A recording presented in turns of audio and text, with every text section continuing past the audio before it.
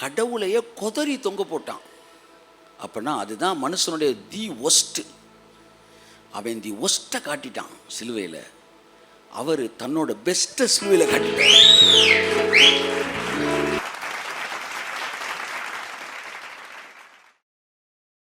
இந்த மாதிரி நேரத்தில் இயேசு நான் சொந்த ரட்சகராக ஏற்றுக்கொள்கிறேன்.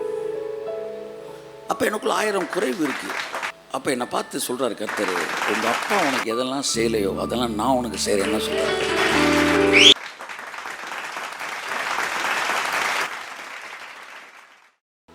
என்ன சார் வாழ்க்கையில் இடையில 1 நாள் 1 வாரம் 2 வாரம் வருஷத்துல 10 நாள் கூட பிரச்சனை வராதா? பைபிள் அப்படி சொல்லலையே.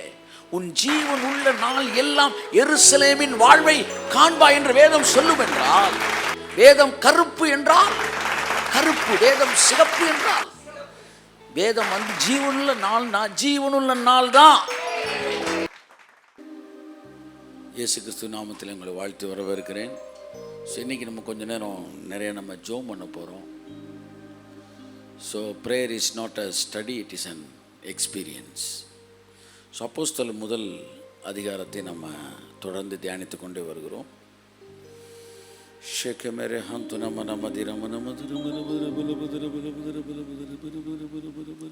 ஸோ எப்போவுமே தரிசனம் என்பது டினாமினேஷனல் செட்டப்பில் என்ன ஆகிடக்கூடாது, இறுகிடக்கூடாது. It must be open to everybody to come in to that relationship. So வந்து ரிலேஷனலாக தான் வந்து என்ன செய்ய வேண்டும், ராஜ்யம் கட்டப்பட வேண்டும். அது டினாமினேஷனலாக கட்டப்படக்கூடாது. ஸோ உறவின் அடிப்படையில். அப்போ வெளியே இருக்கிறவர்கள் உள்ளே வருவதற்கான பாருங்கள், வெளிப்படுத்தல் கடைசியாக முடிக்கும்போது கூட எப்படி முடியுதுன்னா, ஒரு பக்கம் அக்னி கடலில் போடப்பட்டார்கள் அப்படின்ருக்கு, இன்னொரு பக்கம் வந்து என்னது ஜீவனுக்குரிய வாசல் திறக்கப்பட்டிருக்கிறதுன்னு வருது. இது எல்லாம் முடிஞ்சதுக்கப்புறமும் ஒரு சத்தம் வருது, எவன் தாகமாக இருக்கிறானோ அவன் இவ்விடத்திற்கு வரக்கடவன் அப்படின்னு ஒரு சத்தம் வருது. தாகம் எங்கே இருக்குது? அதுக்கப்புறம் பைபிள் சொல்லுது, பாதாளத்தில் இந்த ஐஸ்வர்யவான் சொன்னால் நான் தாகமாக இருக்கிறேன்னு.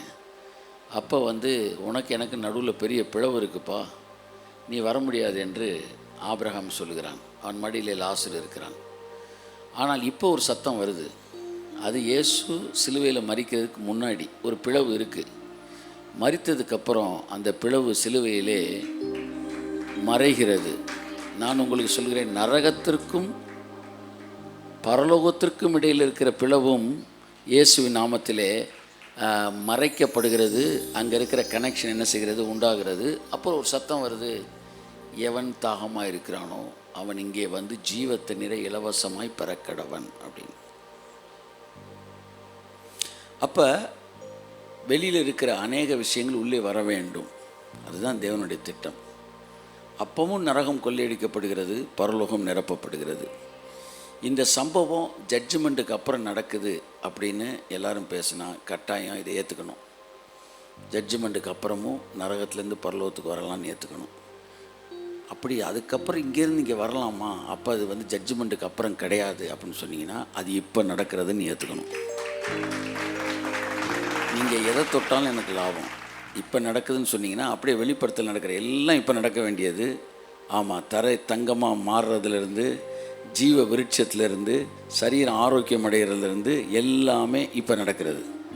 எல்லாமே அப்புறம் நடக்குதுன்னா அப்புறம் நரகத்துலேருந்து பரலோகத்துக்கு வரதுக்கு ஒரு வழி இருக்குன்றது நீ ஒத்துக்கணும். அது ரொம்ப டேஞ்சர், நீ ஒத்துக்க மாட்ட. அப்போ நீ இன்னும் ஒத்துக்க, இது வந்து அப்புறம் நடக்கிறதுல இப்போ நடக்கிறது. அப்போ அது இப்போ நடக்கிறதுனா அதோடு நடந்த எல்லாமே இப்போ நடக்கிறது. கைத்தட்டுங்க, ஆமென். உண்மை என்னவென்றால், நீங்கள் எந்த பக்கம்னா இது எல்லாம் ஜட்ஜ்மெண்ட்டுக்கு அப்புறம் நடக்கிறது இல்லை, இது ஜட்ஜ்மெண்ட்டுக்கு முன்னாடி நடக்கிற விஷயங்கள். அதாவது சிலுவையிலே இந்த வேர்ல்டுக்கான பெரிய ஒரு ஜட்ஜ்மெண்ட் அங்கே முடியுது. ஸோ அதை குறித்து நம்ம இன்னொரு நாட்கள் பார்ப்போம். இப்போ என்ன சொல்ல வரேன்னா, வெளியே இருக்கிற விஷயங்கள் உள்ளே வந்து கொண்டே இருக்க வேண்டும் என்பதுதான் தேவனுடைய திட்டம். இப்போ நியூ கவர்னன்ட் பாஸ்டர்ஸ்குள்ளே போகிறோம். இங்கே எல்லா பாஸ்டர்ஸ்க்கான கூட்டம் நடந்து கொண்டு இருக்கிறது. அந்த நாட்களில் அந்த கிரேஸ் ப்ரீச்சிங்குள்ளே நான் வர்றதுக்கு முன்னாடி இந்த கூட்டத்தை எல்லா டிஸ்ட்ரிக்ஸ்லேயும் நான் போட்டுக்கிட்டு இருந்தேன். அப்படி நான் சென்னையில் போடும்போது தான் பாஸ்டர் மார்ட்டின் எல்ஷடாயை பாஸ்டர்ஸ் மீட்டில் நான் சந்திக்கிறேன். ஸோ பாருங்கள், இன்னொரு பாஸ்டருக்கு மற்ற பாஸ்டர்ஸுக்கு வந்து ஆசீர்வாதமாக இருக்கணும்னு நான் நடத்தின பாஸ்டர்ஸ் மீட்டில் தான் நான் வந்து என்ன செய்கிறேன், கிருபையின் வெளிச்சத்தை நான் பெற்றுக்கொள்கிறேன். ஸோ பாருங்கள், மனுஷன் வந்து எதை விதைக்கிறானோ அதை அறுக்கிறான். நான் ஊழியர்களுக்கு விதைக்கும்படி சென்னையில் வந்து கூட்டம் போடுறேன். அது தொடர்ந்து நடந்துக்கிட்டு இருக்கு. ஒரு 250 பாஸ்டர்ஸ் சென்னையில் வருவாங்க. அதாவது மிகப்பெரிய சீனியர்ஸ் ஆல்சோ. அப்போ தான் ஒரு தடவை வழக்கமாக நடத்துகிற இடத்துலேருந்து எனக்கு இடம் கிடைக்கலன்னா பாஸ்டர் மார்ட்டின் லெஸ்டாயுடைய சர்ச்சுக்குள்ளே வந்து பாஸ்டர்ஸ் மீட் நடத்துறதுக்கு போகிறேன். அந்த பாஸ்டர்ஸ் முடிஞ்சோன்னு அவரோடு நான் பேசுகிறேன். ஏற்கனவே எனக்கு 2 முறை வெளிப்படுத்தப்பட்ட ஒரு விஷயம் தவறானது என்று நான் நினைத்து கொண்டு இருக்கும்போது அவரிடத்தில் பேசும்போது அவர் அந்த விஷயத்தை என் கூட ஷேர் பண்ணுறாரு. ஸோ அன்றைக்கு ஒரு பெரிய ஒரு யூட்டர்ன் வந்து, not immediately but on that week. So இதுக்கு சொல்ல வரேன்னா, ஒருவேளை பாஸ்டர்ஸ் மீட்னு ஒன்று நடத்தாமல் இருந்தால், கடவுள் என்ற 2 முறைக்கு மேலாக இந்த கிருபையின் சத்தியத்தை நேரடியாக பேசினப்போ உலகத்தில் யாருக்குமே இந்த மாதிரி ஒரு விஷயம் இருக்குன்னு எனக்கு தெரியாதனால நான் பயந்துட்டேன். ஐயோ, இப்படி இந்த சத்தியமே தப்புன்னு. அதற்கு பிறகு வெளியிலேருந்து ஒரு சத்தம் வருது, அது ஃப்ரம் தட் ப்ராஃபட், அந்த மேன் ஆஃப் காட். நான் என்ன சொல்ல வரேன்னா, ஒருவேளை நான் பாஸ்டர்ஸ் மீட் நடத்தாமல் இருந்தால், நான் அந்த தேவ மனுஷனை சந்திக்காமல் இருந்தால், திரும்ப இப்போ நான் என்ன பிரசங்கம் பண்ணிக்கிட்டு இருப்பேன்றதே வேறு மாதிரி இருந்திருக்கும். ஆனால் பாருங்கள், நம்ம வந்து பாஸ்டர்ஸ்க்கான மீட் நடத்துகிற இடத்துல வச்சு தான் நம்மளையே நம்ம தேவன் என்ன செய்கிறார், மாற்றுறார். ஏனென்றால் இந்த பாஸ்டர்ஸ் மீட்டை தேவன் எனக்கு கொடுக்கும்போது ஒரே ஒரு வார்த்தை கொடுத்தார். என்னென்னா, an iron sharpens another iron அப்படின்னு சொல்கிறார். ஒரு இரும்பு இன்னொரு இரும்பை கருக்கிடும் அப்படின்றாரு. ஒரு இரும்பை இன்னொரு இரும்பு தான் ஷார்ப்பாக்கும். நீங்கள் பாருங்கள், வந்து கோடாலியை வந்து எது ஷார்ப்பாக்குது, சுத்தியல் ஷார்ப்பாக்குது. அருவாள் எது ஷார்ப்பாக்குது, சுத்தியல் ஷார்ப்பாக்குறது. கத்தி எது ஷார்ப்பாக்குது, இன்னொரு இது ஷார்ப்பாக்குது. ஸோ அறம் ஷார்ப்பாக்குது. இப்படி ஒரு இரும்பை இன்னொரு இரும்பு ஷார்ப்பாக்குற மாதிரி ஒரு ஊழியனை இன்னொரு ஊழியன் ஷார்ப்பாக்குவாங்க அப்படின்னு எனக்கு சொன்னார். ஆனால் எனக்கு தெரியாது, நானே இது போன்ற இன்னொரு ஆள் மூலமாக ஷார்ப்பாக்கப்பட போகிறேன்னு எனக்கு தெரியாது. தேவன் நல்லவர். நம்ம விதைக்கிற எதுவுக்கும் அறுவடை இல்லாமலே இருக்காது. என் வாழ்க்கையில் பாஸ்டர்ஸ் மீட்டில் நடத்தின பெரிய அறுவடை என்னவென்றால், நான் கிருபையின் சத்தியத்தை பெற்றுக்கொண்டது. ஸோ கர்த்தருக்கு நன்றி சொல்கிறேன். ஒருவேளை நான் இந்த ஒரு ஊழியத்தை கடவுள் சொன்னதை நான் செய்யாமல் இருந்திருந்தால், ஒருவேளை இந்த வெளிச்சத்துக்குள் வருவதற்கு வேறு இன்னொரு வழியை தேவன் யூஸ் பண்ணுற மாதிரி டிலே ஆகியிருந்திருக்கலாம். ஸோ ஆகவே என்ன சொல்ல வரேன்னா, இது என்ன மிகவும் நான் நேசிக்கிறேன். எப்பொழுதெல்லாம் என்னுடைய ஊழியத்தில் வந்து ஃபினான்ஷியல் நீடுன்னு நான் யோசிக்கும் போதெல்லாம் நான் என்ன சொல்லுவேன், நான் வந்து பாஸ்டர்ஸ் மீட் எல்லாம் கரெக்டாக போயிட்டுருக்கா அப்படின்னு. ஒருவேளை நிறுத்தப்பட்டிருந்தால் உடனே அதை கண்டினியூ பண்ணி நடத்துவேன். அது நடத்தும்போது நான் பார்க்குறேன், அதில் நிறைய செலவினங்கள் நடக்கும். ஆனால் அது நடத்தின பிறகு தான் நம்முடைய தனிப்பட்ட வாழ்க்கையில் நான் அறுவடையை நான் பார்க்க ஆரம்பிக்கிறேன்.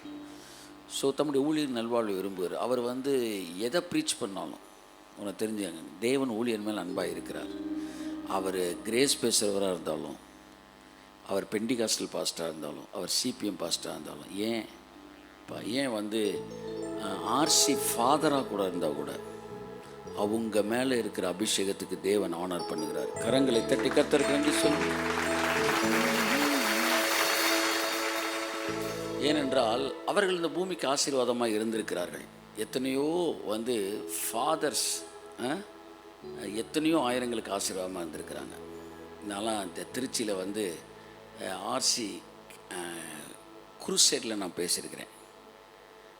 ஃபாதர் செபாஸ்டியான்னு ஒருத்தர் இருக்கிறார். அப்புறம் ஃபாதர் வியானி, அவர்லாம் கலைக்காவிரியோட ஆர்கனைசர். இவங்களாம் என்ன அவங்களாம் எனக்கு ரொம்ப வந்து, அவங்கெல்லாம் ஃபாதர் பெர்க்மன்ஸ் கூட இருந்த டீம். அந்த 3 நாள் கேம்பில் நான் பேசியிருக்கும்போது உடைந்த எலும்புகளெல்லாம் அப்படியே சேர்ந்துருக்கிறத நான் பார்த்துருக்கிறேன். அதை வந்து எக்ஸ்ரேயில் கொண்டு வந்து மீட்டிங்கில் வந்து சாட்சி சொல்லியிருக்கிறாங்க. அவங்களோடலாம் தேவன் இருக்கிறார். ஆனால் அவங்க கூட்டங்களில் பிரசங்கிச்சிருக்கிறேன். அவங்க மதுரைக்கெலாம் வரும்போது என்னை கூப்பிட்டு விட்டு, அவங்க எந்த ஆர்சி சர்ச்சில் பேசுகிறாங்களோ அப்போ அந்த இடத்துல என்னை கூப்பிட்டு விட்டு எங்களோட they use to spend some time. ஒரு முறை எனக்கு மறக்கவே முடியாது. 3 நாள் கூட்டம் கேம்ப்பு. அப்போ 3 நாள் நான் தான் ப்ரீச் பண்ணுறேன். இந்த ஃபவுண்டேஷனல் விஷயங்கள் நான் பேசுகிறேன். ஃபஸ்ட்டு டே ப்ரேயரை பற்றி பேசுகிறேன். Second day word of God பேசுகிறேன். வேர்ட் ஆஃப் காடுக்கு நம்மளுக்கு கனெக்ஷன். தேர்ட் டே வேறு ஏதோ ஒரு சப்ஜெக்ட் பேசுகிறேன், முக்கியமான ஒரு விஷயம், ஹோலினஸ் ஆர் சம்திங் எல்ஸ். உடனே ஃபைனல் ப்ரேயருக்கு அவர் வராரு, ஃபாதரு. 3 நாள் சப்ஜெக்ட்டுக்கு. எனக்கு 3வது நாள் வந்து இது எல்லாம் இருந்தாலும் பரிசுத்த ஆவியானவரை பற்றி பேசணும்னு எனக்கு ஆசை. ஏன்னா ஆர்சியில் நிறையா பரிசுத்த ஆவியானவருக்கு பெரிய அளவு வந்து இடம் இல்லை, அபிஷேகம் அந்நிய பாஷை இல்லை. ஆனால் அங்கே போய் நம்ம பேசினா என்ன நினைப்பாங்களோ அப்படின்னு ஒரு சின்ன ஒரு பயம் இருக்குது. உடனே 3வது நாள் முடிக்கிறேன். அப்போ வந்து ஃபாதர் வந்து அடுத்து கடைசி செஷனில் ஒரு 1/2 மணி நேரம் அவர் வராரு, வந்து பேசிவிட்டு என்கிட்ட கேட்குறாரு, என்னென்ன எடுத்திருக்கீங்கன்னு சொன்னேன். இதெல்லாம் எடுத்தீங்க, அனாயிட்டிங்கை பற்றி நீங்கள் எடுக்கலையே அப்படின்னாப்புல. ஏனென்றால் ஆவியானவர் வருகிற வரைக்கும் எல்லாம் அப்படியே தான் இருக்கும். அவர் வந்த பிறகுதான் வனாந்திரம் வயல்வெளியாய் மாறும். அந்த செஷன் அவர் எடுக்கிறாரு பாருங்கள். தேவன் வந்து தான் செய்யணும்னு நினைக்கிற செஞ்சுருவார். ஆவியில் நிரம்புகிறாங்க, அந்நிய பாஷையில் பேசுகிறாங்க. இது எல்லாம் வந்து என்ன செய்யுது, நடக்குது. அப்போ தான் தெரியுது அவங்க பர்சனலாக they have intimacy with God, they are walking with God. Saint Augustus இவங்க எல்லாம் வந்து RC fathers, but they have very close walk with God. So அதனால் எந்த ஒரு டினாமினேஷன் வெளிச்சத்தில் இருந்தாலும் ஊழியர்களை நாம் மதிக்க கற்றுக்கொள்ள வேண்டும். அவங்கெல்லாம் சத்தியம் தெரியாதவங்க. அதாவது பிஎம்டபிள்யூவில் வந்து இறங்கினாலும் இல்லை சைக்கிளில் வந்து இறங்கினாலும் அவங்க மேலே இருக்க அபிஷேகம் ஒன்று தான். ஆமாம், அபிஷேகம் ஒன்று தான். அது காமராஜராக இருந்தாலும் அது வந்து என்ன சொல்ல வந்து அவர் சிம்பிள் மேன். வேற ஒரு முதலமைச்சர் எம்ஜிஆராக இருந்தாலும் எம்ஜிஆர் வந்து கரிஸ்மா வந்தாலும் முன்னாடி 50 கார் பின்னாடி 50 கார். ஆனால் பவரு காமராஜருக்கும் அதே பவர், எம்ஜிஆருக்கு என்ன பவர் இருக்கோ அதே அளவு ஒரு சிஎம்க்கு என்ன பவர் இருக்கோ அது காமராஜருக்கு இருந்துச்சு. என்ன காமராஜர் சிம்பிளான சிஎம், இவர் கொஞ்சம் ஆமாம் லக்ஸூரியஸ் சிஎம் சொல்லலாம், வந்து ஒரு கரிஸ்மா சிஎம். ரெண்டுமே கரிஸ்மா தான். அப்போ என்ன சொல்ல வரேன்னா, நீங்கள் அதை வச்சு ஒரு வேட்டி ஒரு சட்டையில் இருக்கான்னு சொல்லிட முடியாது. அவரும் சிஎம். ஸோ நான் உங்களுக்கு அதை சொல்லிக் கொடுக்குறேன். You must know how to honour the man of God. Doctrinal deviation இருக்கலாம், but love is the major thing. So ஏனென்றால் நான் ரொம்ப விரும்பி பாடுகிற ஒரு பாடல் வந்து ரெவரண்ட் ஜேக்கப் வந்து அது மிக அழகாக இதில் பாடுவார், ட்ரிச்சியில் வந்து நான் கேட்குறேக்குன்னு போவேன். மாணிக்கத்தேரோடு காணிக்கை வந்தாலும் உமக்கது ஈடாகுமா? மாணிக்கத்தேரோடு காணிக்கை வந்தாலும் உமக்கது ஈடாகுமா? உலகமே வந்தாலும் உறவுகள் நின்றாலும் உமக்கது நாமம் சொல்ல சொல்ல என் நெஞ்சம் மகிழுதையா. என் வாழ்வில் மெல்ல மெல்ல இன்பம் பெருகுதையா. சொல்ல நாமம் சொல்ல சொல்ல என் நெஞ்சம் மகிழுதையா.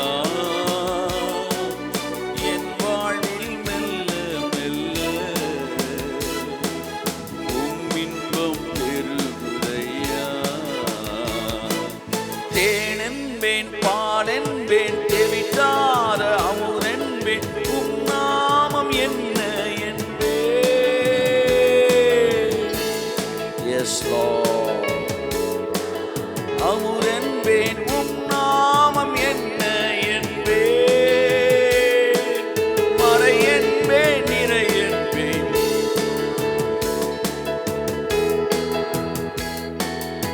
Praise the Lord. Hallelujah.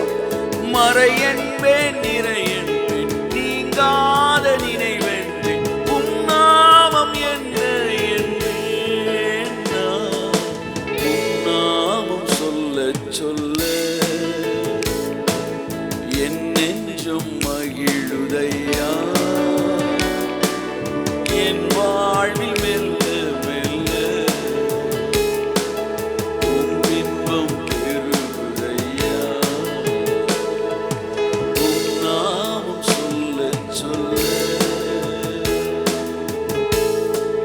ஆசீர்வாதமான ஒரு பாடல் பாருங்க. இது ஒரு ஆர்சி ஃபாதர் எழுதுனது நம்ம அநேகருக்கு தெரியாது. ஆனால் வெரி ஹார்ட் டச்சிங். லிரிக்ஸ் அதில் இருக்குது. உலகமே வந்தாலும் என் உறவுகளெல்லாம் நின்னாலும், எல்லாத்தையும் விட்டுட்டு வந்து உட்காந்துருக்க ஒரு ஆள் எழுதுறாரு, உலகமே வந்தாலும் உறவுகள் நின்னாலும் உமக்கது ஈடாகும். மாணிக்கத் தேரோடு காணிக்கை வந்தாலும் உமக்கது ஈடாகுமா? தேரோடு காணிக்கை வந்தாலும் உமக்கது ஈடாகுமா? உலகமே வந்தாலும் உறவுகள் நின்றாலும் உமக்கது ஈடாகுமா? உலகமே வந்தாலும் உறவுகள் நின்றாலும் உமக்கது ஈடாகுமா? நாமும் சொல்ல சொல்லம் என் நெஞ்சம் மகிழுதையா, என் வாழ்வில் மெல்ல மெல்ல இன்பம் பெருகுதை. கொஞ்ச நேரம் எல்லாம் worship பண்ணுவோமா? உன் நாமம் சொல்ல சொல்ல. உங்களுடைய ஐடென்டிட்டி என்ன தெரியுமா? கர்த்தர் தாங்க. உங்களுடைய அட்ரஸ் என்ன தெரியுமா? கர்த்தர் தான். உங்கள் இனிஷியல் என்ன தெரியுமா? கர்த்தர் தான். உங்களுடைய முகவரி என்ன தெரியுமா? கர்த்தர் தான்.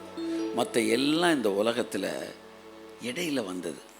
அது மனைவியாக இருக்கட்டும், பிள்ளையாக இருக்கட்டும், கணவனாக இருக்கட்டும், உறவாக இருக்கட்டும், ஊழியமாக இருக்கட்டும், சப்போர்ட்டராக இருக்கட்டும், நண்பர்களாக இருக்கட்டும், இதெல்லாம் நம்ம கொடுத்தது. ஆனால் உங்கள் முகவரி என்ன தெரியுமா?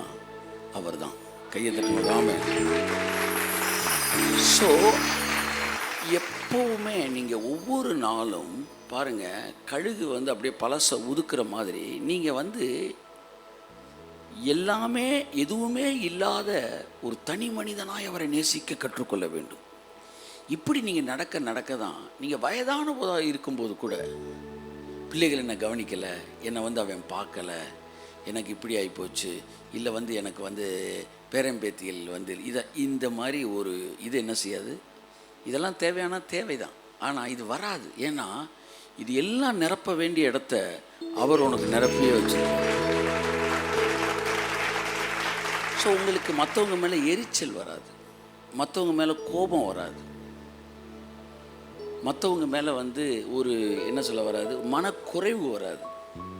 ஏனென்றால் உங்கள் வாழ்க்கையில் நீங்கள் முதலாவது தேவனை தானே வச்சுருக்கிறீங்க. ஆமேன். ஸோ இவர்களிடத்தில் நான் அன்பை காட்டுவதற்காக இவர்கள் என்னிடத்தில் கொடுத்திருக்கிறார். இவர்களிடத்தில் அன்பை பெறுவதற்காக தேவனை. ஆமேன். ஸோ நான் கொடுக்கணுன்னா நான் என்ன செய்யணும்? வாங்கணும். ஏன்னா இல்லாத ஒன்றை நான் தர முடியாது. அப்போ நான் எதை வாங்குறேனோ அதைத்தான் கொடுப்பேன். நான் கடையில் மசால் கல்லில் வாங்கி வச்சுருக்கேன். நீங்கள் என்கிட்ட பொரியலில் கேட்டால் இருக்காது. நான் மசால் கல்லில் தான் வாங்கியிருக்கேன், இந்த மசால் கல்லில் வாங்கிக்க. நான் பொரியல்லையும் வாங்கியிருக்கேன், இந்த பொரியல்லையும் வாங்கிக்க. நான் எது வாங்கியிருக்கேன்னு அது உனக்கு தருவேன். நான் மன்னிப்பை வாங்கியிருந்தேன்னா நான் மன்னிப்பை உனக்கு தருவேன். நான் அன்பை வாங்கியிருந்தேன்னா நான் அன்பை தருவேன். சில பெண்கள், சில பிள்ளைகள், சில ஆண்கள் குடும்பத்தில் அன்பே பார்த்துருக்க மாட்டாங்க. சொந்த தாய் கூட பிள்ளைக்கு கல்யாணம் பண்ணி வைக்கிறதுக்கு, கழுத்தில் இருக்க செயினை கலட்டுறதுக்கு யோசிக்கக்கூடிய ஒரு மோசமான தாயாக இருந்திருக்கும். கூட பிறந்த சகோதரி கூட திருமணத்திற்கு ₹1 கூட, ₹1,00,000 சம்பளம் வாங்கினாலும் ₹1 கூட கொடுக்காத ஈவிரக்கமற்ற சகோதரியாக இருந்திருக்கும். அப்பா கூட அவன் குடிச்சிட்டு வந்திருப்பான், பிள்ளைகளுக்கு சாப்பாடு வாங்கி வந்திருக்க மாட்டான். இந்த மாதிரி சூழ்நிலையில் இருக்கிறவர்கள் அவங்கெல்லாம் குடும்பம் அல்ல, அது ஹவுஸு, அது ஹோம் இல்லை. ஹவுஸு வேற, ஹோம் வேற. ஹவுஸ்னால் ஒரு கட்டடத்தில் 4 பேர் தங்கியிருக்கீங்க. ஹோம்னா அன்பினால் நீங்கள் இணைக்கப்பட்டிருக்கிறீங்க. இவர்கள் ரூம் எடுத்து தங்கின மாதிரி ஒரு அம்மாவும் ஒரு பிள்ளையும் ஒரு அக்காவும் ஒரு தங்கச்சியும் ரூம் எடுத்து தங்கியிருக்காங்க. அங்கே லவ்வே இருக்காது. when somebody doesn't feel love, receive love, அவங்களுக்கு கூட பிறந்த அம்மாவையும் தங்கச்சியையும் அப்பாவையுமே நம்ப முடியல.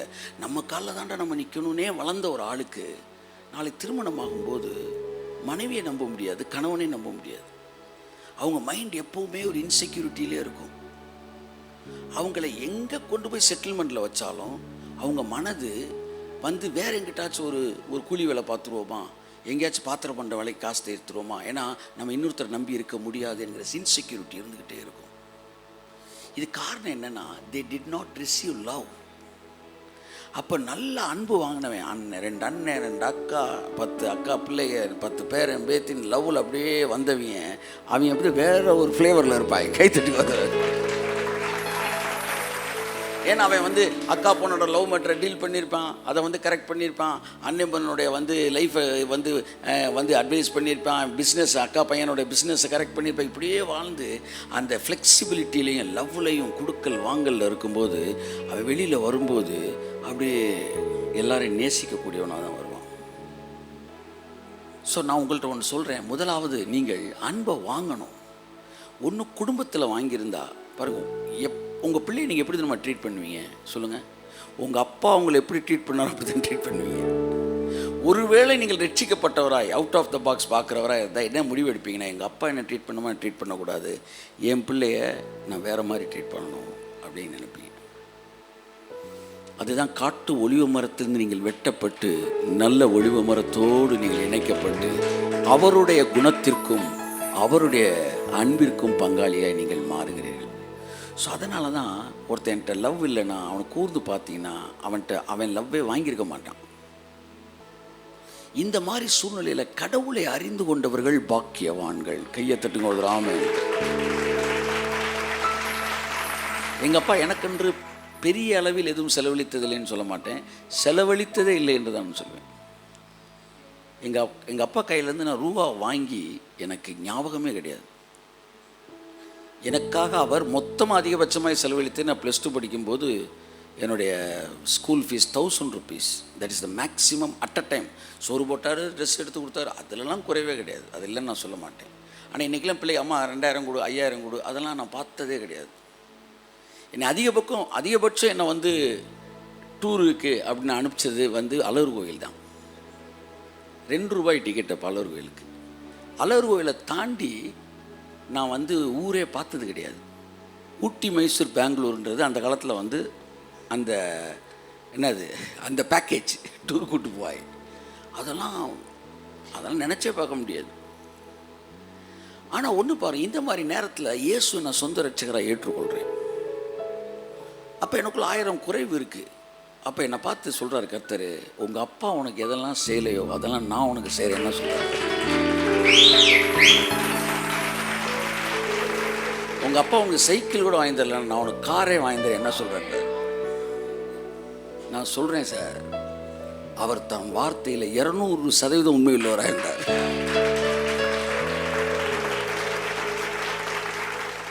என் குடும்பத்தில் மற்றவர்கள் பார்த்த ஆசீர்வாதங்களை நான் பார்க்கல. ஏன்னா நான் என்ட்ராகும்போது யூத்துக்குள்ளே வரும்போது எல்லாமே கரண்ட்டு ஃபெயிலியர் ஆகி அப்படியே ஜென்ரேட்டரில் ஓடுற நிலமை. முன்னாடி எல்லாம் லைஃப்பை தொடங்கின டைம் கூட வந்திருக்காங்க.